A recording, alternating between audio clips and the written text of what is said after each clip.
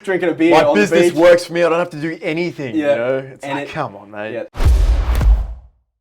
Jordan Belfort, whether you love him or hate him, obviously you've done some terrible things, but you cannot deny the fact that he's an incredible salesman. But champagne visions and beer standards. Everybody likes the idea of running the business. They like the idea of, I'm going to have a team of 6. I'm going to grow to 25 people. I'm going to make $1 million a year. Fantastic.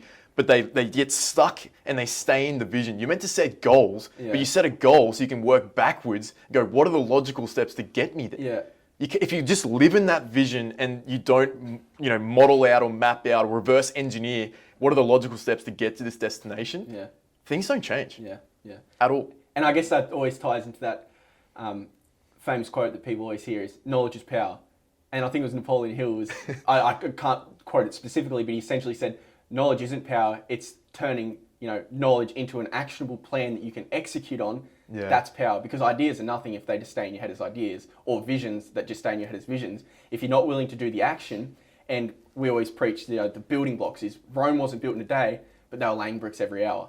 It's the same thing, and that's why I love that champagne visions, beer standards, because that is across the industry with people who aren't, they've got all these grand visions, and a lot of the times it starts off with they want to be sitting on the Maldives drinking a drinking a beer My on the business beach. works for me. I don't have to do anything. It's And like, come on, mate. Yeah, that's not. And if you've got that idea going into business, or even 3 years into business, you're focusing on the wrong things. So many people are trying to skip the necessary. Like, your focus needs to be on building the business. Exactly. If your focus is deviating from growing the business to a successful and profitable point, you're missing opportunity. And I was saying on the last coaching call I just did, I was literally saying, I think a lot of people get comfortable. And mind you, I'll put my hand up and say, I fall into the trap sometimes, and you've got to catch yourself. It's very easy to get comfortable with where you're at from a business performance side of things. Where, I'm going to earn X amount a year and I can do this many hours and this is the opportunity, and you get okay with that. And people almost forget that they can move dramatically faster if they're intentional.